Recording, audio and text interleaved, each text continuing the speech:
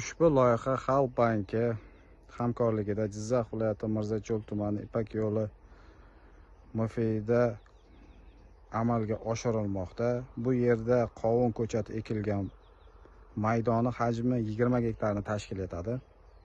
Uzunligi 360 metr, bo'yiga esa 160 metrni tashkil etadi.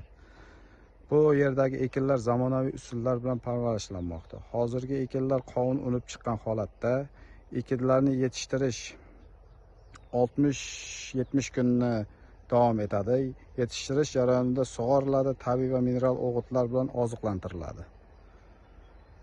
Ushbu loyihaga 20 ta dehqon xo'jaliklari biriktirilgan bo'lib, har bir dehqon uchun o'rtacha 1 gektarni yer maydonini to'g'ri keladi. Loyihani samarali amalga oshirish uchun lider tadbirkor Ipak yo'li tomorqa kooperativi biriktirilgan.